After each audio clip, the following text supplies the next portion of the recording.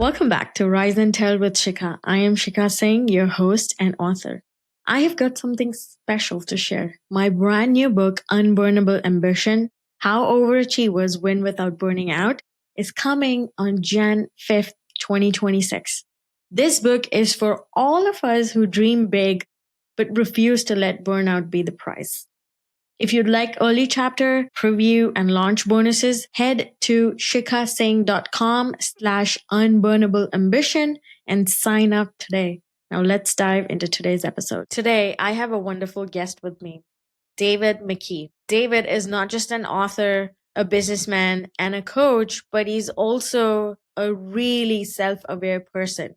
If there's one thing that I've learned after this interview with David, it was the fact that he puts in the work to find out what's not working, and he puts in all the effort and energy to make himself better than he was yesterday. He loves working on himself, and that shows. And that's being a true coach, not just telling people what you got to do, but you implementing those ideas and those suggestions yourself. David McKee is the founder of Another Angel Consulting, a global advisory firm dedicated to helping individuals and organizations achieve breakthroughs through the integration of psychology, neuroscience, and mindset coaching. His journey is deeply personal and is shaped by his own family's mental health challenges and a profound desire to understand human behavior.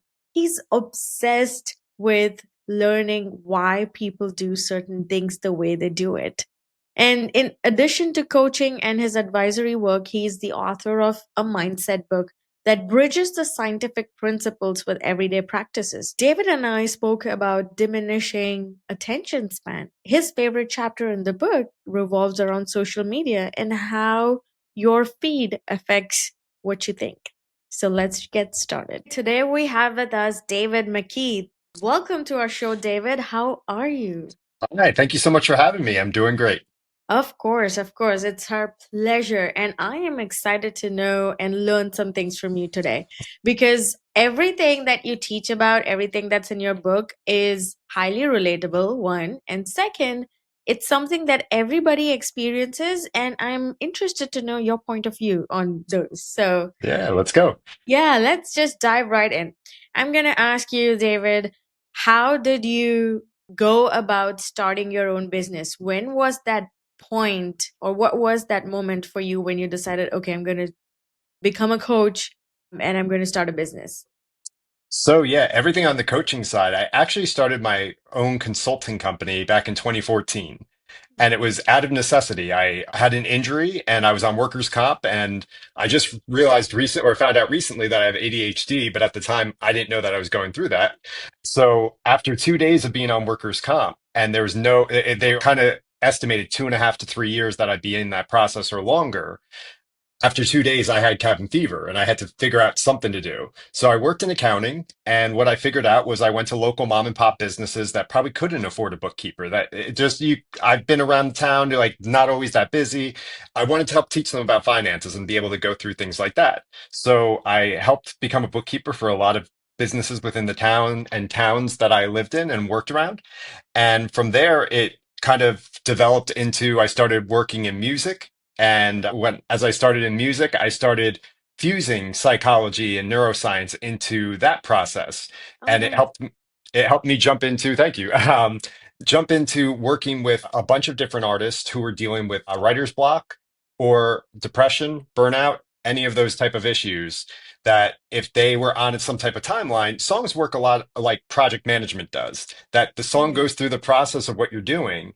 And if there's a lag in the process and it's not moving forward and it's the artist's fault, Oh, whether you're a label or a higher up, whoever is in charge of that, you start putting pressure on the artist.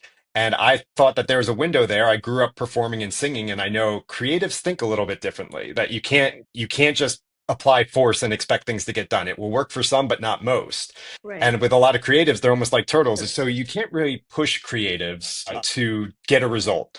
If you have a deadline or you're behind on something, you have to find a way to really get through to them There's an old Teddy Roosevelt quote that I think it was Teddy Roosevelt that people don't care how much you know until they know how much you care.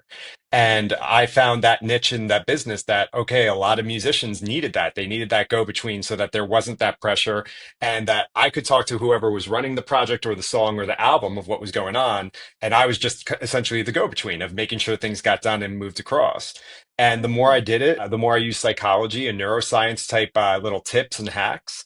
And everyone just kept telling me, they're like, we love this. And they would just, I wasn't using any marketing money. I didn't have to market myself at all. I was just getting referrals just based off the connection and the things we were able to kind of accomplish. So it really was something that was not intended, but it grew into something pretty beautiful. And then that's led me to coaching CEOs and employees really within the same thing is that sometimes if you run a business, anyone who, or if you've been a manager, you could have a high performing employee who works well under you.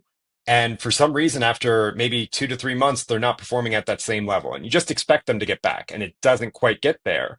Those are the types of things that I say if we can write it down or acknowledge that, and you know, oh, they're acting a little different. You should know that on almost a day to day, week to week, not a year to year, and be Right. able to kind of see the signs. And when you see something, be able to say something and try to approach it and find ways. So I've started working with businesses that to essentially help them before an employee could become an issue or just go down that road of unproductivity. Usually it's a lot of, hey, this is happening at the house. My daughter's sick or whatever's going on.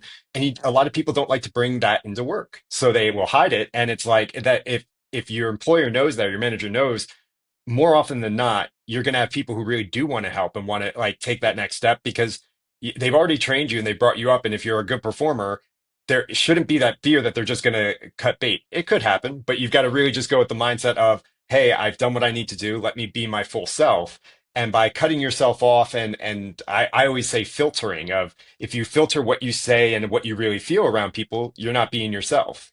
And Correct. that's what you're going to attract with, I'm big into frequency and stuff like that, that if you're on the same wavelength of frequency, that's what you're going to attract. And if you're being less of yourself, that's what you're attracting. So is that the life you want, or do you want to really be at a life where you're attracting the highest of what you think is your best self?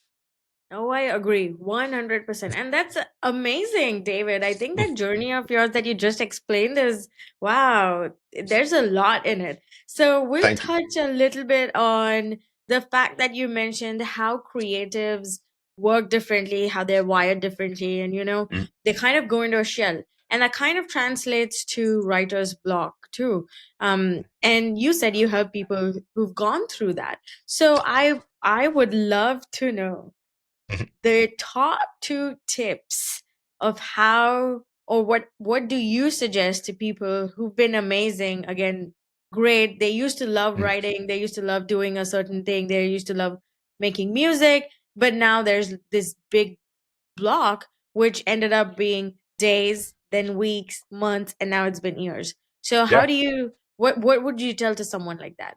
Well, I'll tell you what I did with my first client. And it wasn't, Sure. they weren't intended to be a client, but it was a country music singer who had a big following as a kid and Okay. didn't really follow that through as an adult. And that's how I started working with musicians that I got connected through a friend of a friend, and they were the manager to this artist. And they Oh, reached out and they had talked to me. We had met at parties before and had some conversations.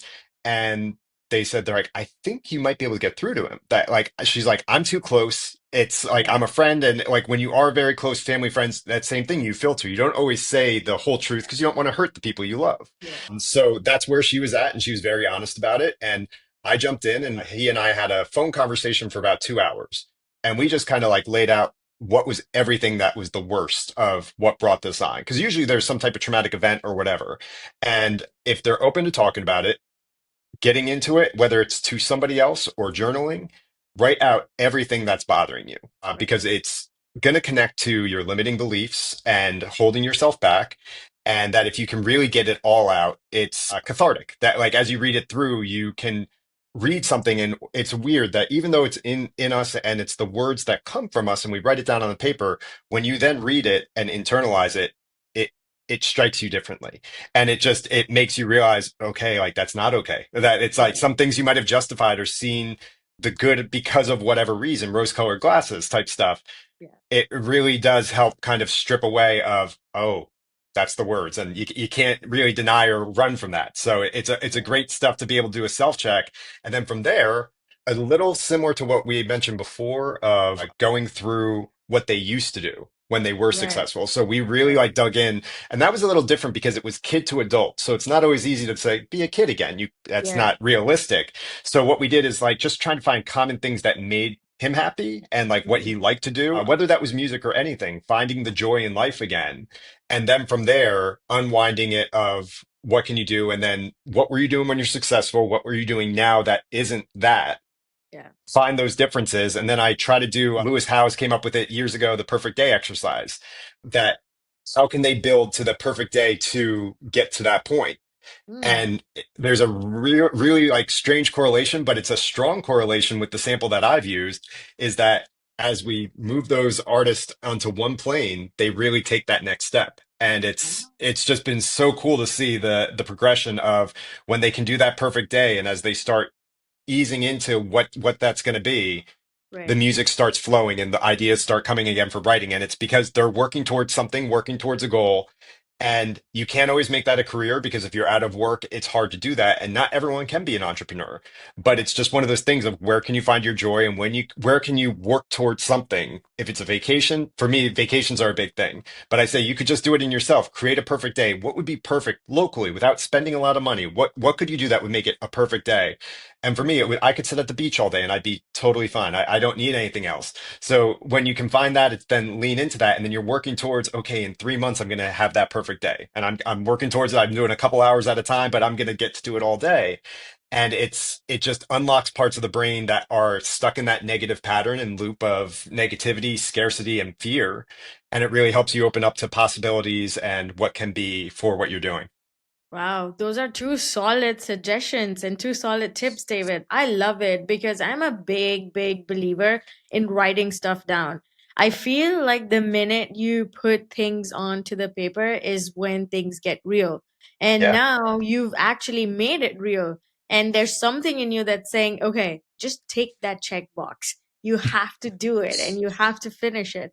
And Yep. second, yes, maybe it takes a lot of time, but like you said, what were some of the things that you used to do when the first thing was a hit, or when like I think during that journey people forget what that high felt like or Yeah. what that joy felt like the minute you picked up your first book. When it was shipped to you, you saw Hmm. it like real, your dream come true. And I think over the years it just kind of fades, and then you have to go back and remember, oh wow, yeah, I want that feeling again, and I Yeah. want to feel that happy and proud again.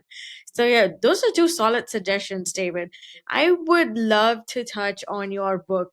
Okay. I know you're an author and you've Yeah. written an amazing book. Tell us something about it. Sure. It's called Navigate the Noise. It's all about mastering your mindset. And I realized that when I started working with musicians, that was one age range that was really affected by COVID. And Yeah. the more I looked into it and did some studies, middle school to high school, those kids were affected on another level, that they didn't get the sense of normalcy most of us got growing up. And it really set them back, especially just attention spans alone, when everything became very heavy with YouTube shorts and Instagram reels Yeah. and TikToks. It took, I think the average like attention span prior to COVID starting was like 33 or 34 seconds in that ballpark.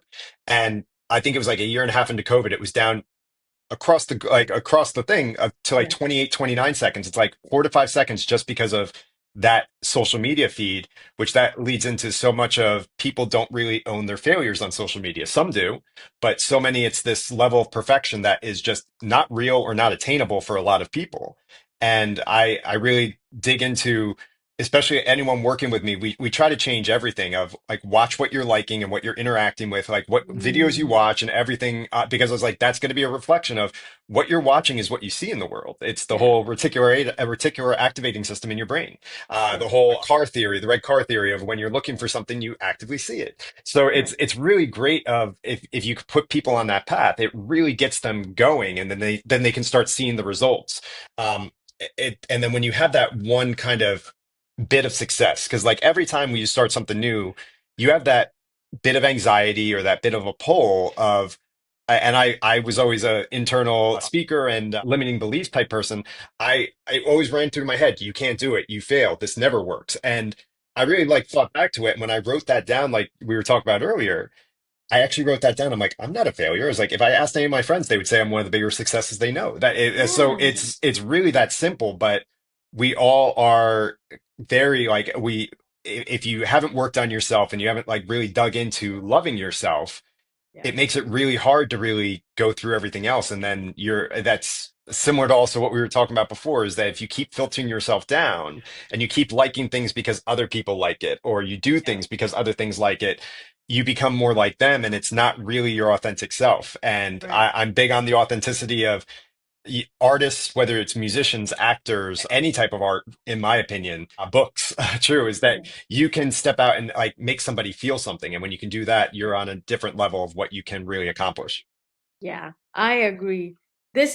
You're like touching on all my favorite topics. I love talking about the attention span. Let's go. Yeah, now I think it's down to like 7 seconds. Yeah. And it's insane to me that people cannot hold anything for more than 7 seconds or listen or watch, no Hmm. matter how amazing the graphics are or what it is.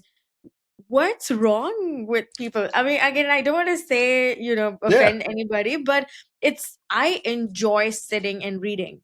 Yeah. And to finish a 200 page or a 400-page book, you need to have that Hmm. attention span. Yeah. And it's insane. Like, my mind is blown when I hear people saying now it's even decreasing to even a shorter period of time. And I'm like, wow, Yeah. what happened? And when did this happen? Because I'm here, I'm living, I still have books that I can Hmm. hold and I can read. And wow, it's insane. But I also noticed that the way the world is changing, there are Hmm. certain people who struggle because they do want to read more, they do want to pay attention more, they want to become their better selves and better Yeah. versions of what they are. So there are certain people of that, likes too, where they want to be better and they're trying, but it's that distraction, Hmm. the whole world. I think it starts with discussions with your friends or your family. The minute Hmm. I go to meet any of my friends, the first thing that comes up is, "Oh, did you watch that movie? Or did you watch that series?" And I'm Hmm. like, "No, I was reading."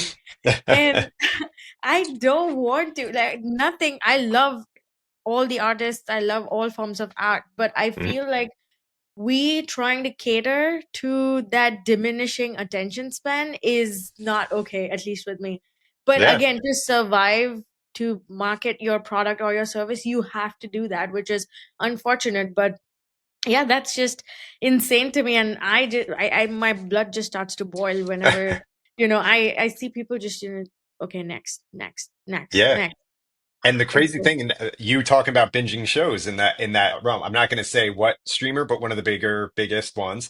Um, they actually ran tests, and then they started producing shows based off sample studies that they took, a whole psychology kind of session yeah. of can they follow along with this? How much can they follow along with this while they're on their phone?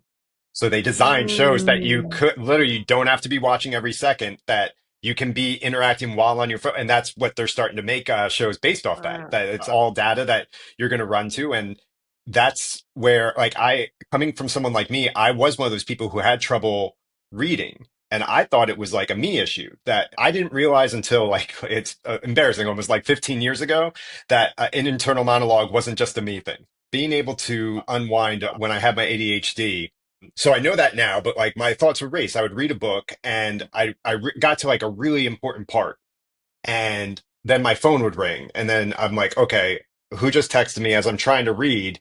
And then Yeah. I noticed I would get to like 2, 3 pages later, and I was actively reading. My mind was going through it as I would normally read, but my brain was in such overdrive that I wasn't filtering what I was actually reading. I was taking Yeah. in none of it, even though I was Yeah. going through it. And then I realized recently I'm really into meditation now, and I always thought I couldn't do it because after like 30 seconds I would start getting all Yeah. the intrusive thoughts and like everything just kind of flying. And I got coached by someone who really put it in a simple way. that he's like, are you that arrogant that you can do it great after one time? He's like, meditation's work. He's like, it's like working out. It's like a muscle. So he's like, Yeah. if you pray, if you manifest, if you meditate, however you want to get to that type of level of mindset, it lets you, I realize now the beauty in a lot of stuff of being able to slow stuff down. I was in Mhm. such high cortisol, constantly always trying to get stuff done, and that led to so much burnout. I didn't realize that what I thought was normal was a really stressful life. And Exactly. it's like stress is just, I think that that's the biggest indicator with that attention span is you watch the news, you are going through everyday life with inflation and all these crazy things that are happening in the world. Wars are going on, and everyone is like this. Everyone's just like ready to explode on somebody because they're just taking in news constantly. I agree, yeah. But David, tell me, you touched on the different points that you've added in the book and the Mhm. reasoning behind it. What's your favorite part or favorite chapter? Ooh. So I don't want to like rehash too much of what we just talked about, but I do a whole social media chapter of going Oh, into what happened during COVID and then showing the differences of helping teach, especially kids and parents of teenagers in this kind of age range, if you're right. middle school to high school, that you can restart the algorithm and start from scratch again. And that if there's a lot of stuff, if like a parent opens up and sees, hey, like there's a lot of stuff I don't want here, or even a kid saying, I don't relate to that anymore, that you can restart your algorithm and start that again. And I like them to say, is like, this is a blank canvas again. So when you're starting here, what you watch for more than 10 seconds, what you interact, like, send a message about, send to your friends, do whatever. That's what's going to keep recycling onto your feed. So as like that, Yeah. you realize what you're taking in, and for a lot of time, I was kind of just like all over the place. Very like I love sports. I loved a little bit of everything. Very entertainment based, and would watch shows all the time, like you were talking about. And it's crazy that I've been able to unwind so much of that, and I realized it was just a stress response. I was really just trying to get cheap dopamine hits constantly, and that's what binging a Yeah. show is. And so a lot of that in that chapter was so cool. I learned so much that it made me realize that I was like, I have to change what I do on social media and like go through. I wasn't doing anything bad, but it's just like, whoa. I was like, it's when you realize how soft some of these things are, and like going into stuff that the alcohol effect on the brain compared to what else. Yeah. You if you find out why people react slower to things and like have their issues or have whatever type of sicknesses or diseases, it a lot of it is all stress related, and your body is the quickest healer of itself and can produce a pharmacy of chemicals in your body that is stronger than anything a pharmacy could actually give to you. So it's Right. something that's natural, it's within your body, and it's just one of those things going through the placebo effect of if you have this powerful thought of, okay, I was diagnosed with something, I'm going to get better. The progress that happens with people who just believe that it's going to go well instead of believing it's going to go bad. Oh, I agree. The thoughts are so important. What you think, how you think it, and how you Mhm, put it out. I am a big believer in all those things because I've seen the changes in myself and I've seen the changes in my partner too. Like, we used to talk about things that we have now, and we used to talk about having a certain kind of lifestyle, and we are actually doing this now, and we didn't even realize it. mhm, But when we just sat down at a bar or something and we were talking, I'm like, wait, do you realize that we used to talk about having, such nights or such kind of lifestyle, and we're actually doing it now? So yes, mhm, that's very important. But on the other hand, I have seen people who constantly crib and constantly complain about things, even though they have everything around them. They'll have yeah, a nice car, they'll have a good house, they'll have a job, a roof on their head, wonderful family, wonderful partner. And yet, every time I talk to people like that, I see those, and I know you touched on yeah, vibrations and, mhm, wavelength and all that. I see it because it's so evident when you meet a negative person and you meet a really happy, genuinely energetic person. It's so mhm, different because I feel you're like a mirror. It yeah, reflects. If the other person is really chirpy, happy, energetic, you're going to feel that too. And all mhm, it takes is a just a simple greeting in a wonderful tone. And I've yeah, seen that happen because I work for a remote company, and when we mhm, log in, join any meetings, the first thing is I we just see everybody's faces like this much, yeah, right? The size mhm, of a small thumbnail. And let's say if it's been a very long day and it's a 3 o'clock meeting, 3:30 meeting, everyone's battery is down because obviously it's the slump. But the minute someone joins the call and they're like, hey, everybody, how's it going? Or, Yep. it's like Friday, what are your plans? Everyone's like, I can see the differences in everyone's faces, and it just lights up. And the Hmm. same thing when you have a negative person. I mean, not negative, but then if their energy is really low and they come in, okay, today we're going to talk about this, that, oh, that didn't work, this didn't work, we are behind schedule, and there's no deadline, and there's escalations. It's so easy to read the room when the energy is just drained out, and those kind of Hmm. people suck the energy out. Even if you are this happy-go-lucky person and you've come with all the energy, but then the other person like, I hate my life, Yeah. nothing's going well. So yeah, I agree, those are very important things, and it starts with thoughts and Yeah, there was this. thinking. If you don't mind, I would have loved to Ooh, share. There's this study that came out. I think it was like 6 years ago or so, but it was they had two groups of people, and literally they were just sorted as essentially the sample groups were people who naturally thought positively, and then right, people who naturally thought negatively. So you just had both sides of the room. They were each given the same exact thing, and it was this newspaper, and then they were told go through. It was like a newspaper magazine. They're like go through the entire thing, count how many pictures there are on here, and right, when you're done, put the book down and let us know what the number is. So they all start doing it. As they go through, there's a group that is all putting their things down pretty quickly. And right, then everyone else you see still rifling through, going through it all. And it was very evident that it was the people who thought positive right. saw what was on page two, which on page two, there was a big headline that said, stop reading right now. There's 36 pictures in this thing. You don't need to do any more. That's it. You can stop. And so they did that. And it was the study pretty much showed almost like 100% across the board. I think it was like wild that the people who thought positively saw that thing on page two, and the people who thought negatively went all the way to the end and didn't Oh, catch that. So it was, and it works, I think, very similarly to if you ever were called on in school when you were younger, you're reading all in class, you're all reading in history or English, yeah, and everyone's taking turns at a time, and you yeah, get called on unexpectedly, and it's that fear that you get. Your focus and your vision narrows. That you only see correct. when you're stressed out. You only see that you have blinders on. You can't see around you.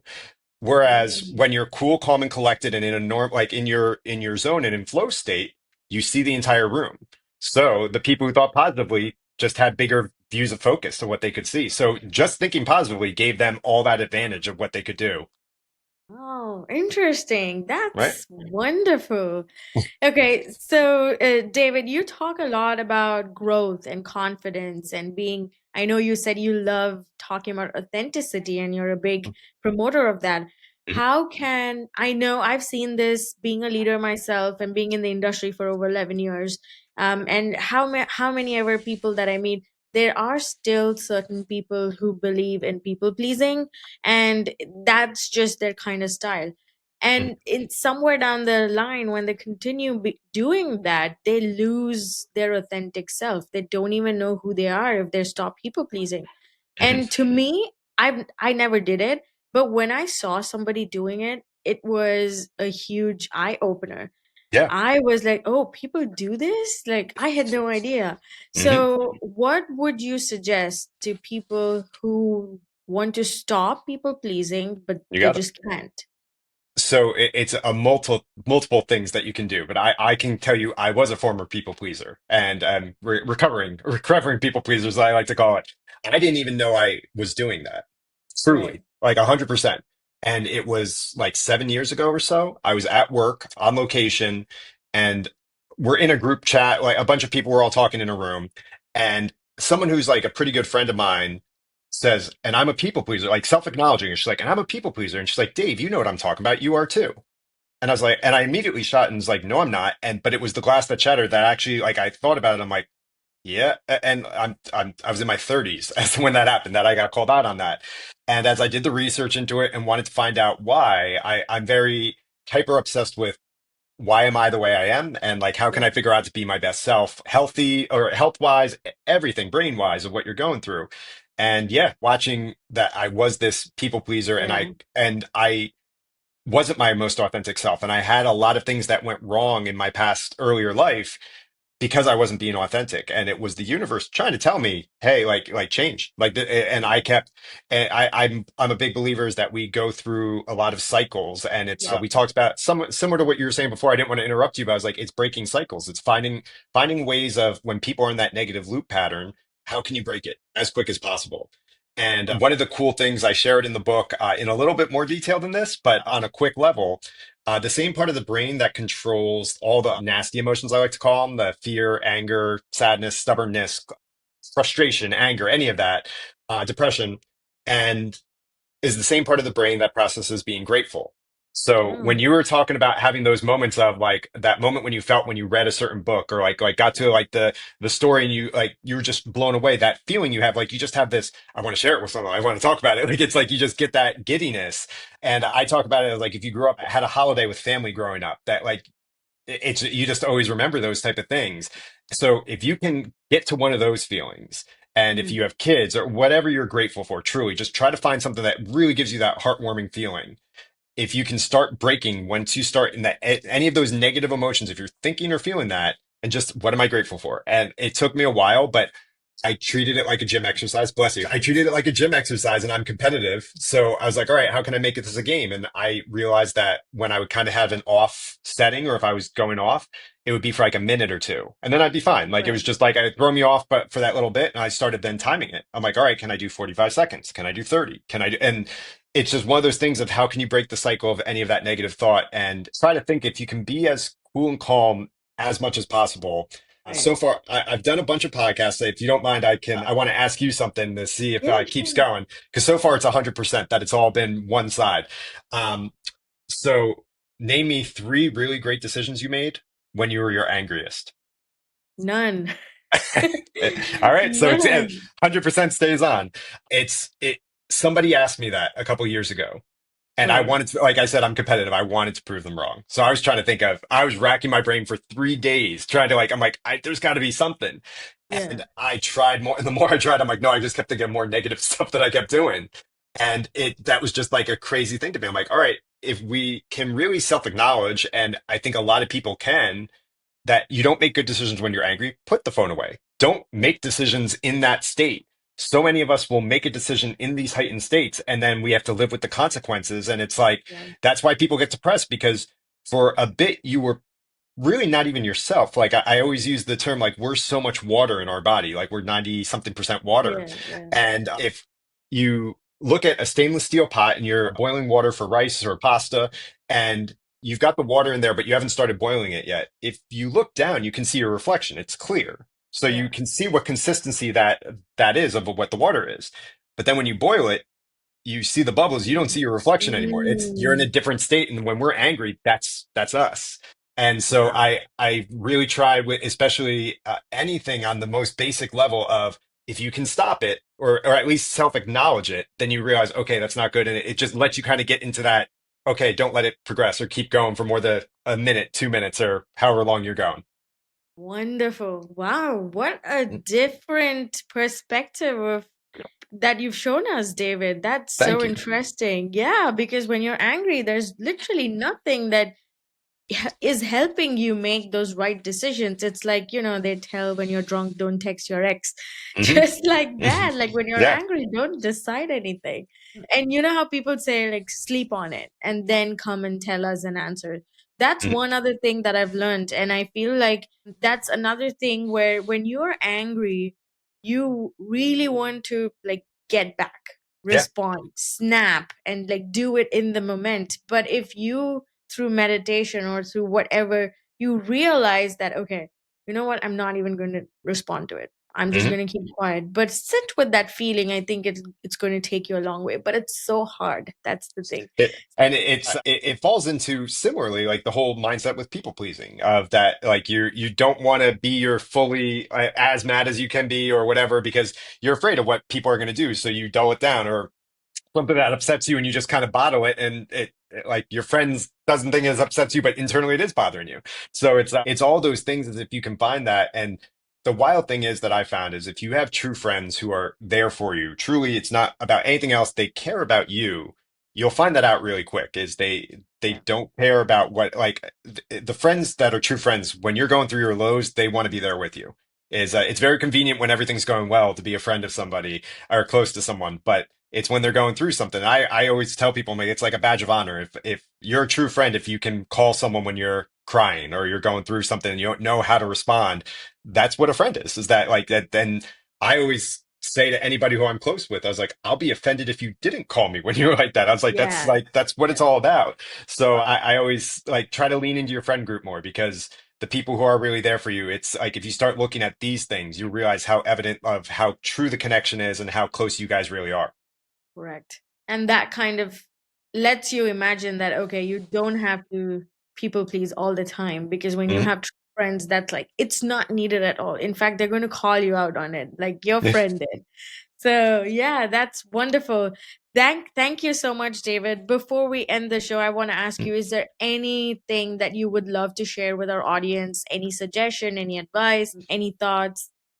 Yeah, start writing down if you can get into it. And this is difficult. I'll say it's not the easiest thing to start. Write down what your limiting beliefs are. Anything that it comes through your mind through the day. If you're saying I can't, this is too hard, I'm gonna fail. Any of that type of emotion, start writing it down and try to process why am I saying that? I did that myself, and after 3 days, embarrassingly, I had hundreds of those moments that I wrote down, and I looked at them all on paper. I was like, I can't think like this anymore. So this is a long way of saying it, but I'll close it up shortly here for you. I'm a big believer in manifestation, and I love that that word doesn't have the woo-woo effect that it had 10 years ago. I love that people really do embrace that. I'm a believer that you are manifesting the life that you put out there and what you're doing on a day to day. And if you're thinking negatively 80 to 90% of your day, that's what you're manifesting in your life. So Correct. try to find how you can be as happy as you can be internally. What it is, if you can say affirmations to yourself that get you out of a bad mood or something, try to keep yourself in that positive and find how much of the day you can do that and try to grow it a little more a day. Because if you do that, I'm telling you, it's life changing the benefits it will have for you. Awesome. Thank you so much, David. It was a Yep. pleasure having you on our show. Thank you. I had a blast. Thank you so much. Thank you. I hope you enjoyed this talk. Hey, everybody, here's a quick reminder to go check out my 30-day burnout renewal journal. And there's some exciting news too that I'm going to share with you guys soon. So stay tuned. Thank you for tuning in for today's episode of Rise and Tell with Sheekha. My upcoming book, Unburnable Ambition, is all about how to chase your biggest goals without losing yourself to burnout. You can now sign up at shikasingh.com/unburnable ambition for early access and launch updates. Until next time, keep growing, keep glowing, and be yourself, and keep your ambition unburnable. Thank you.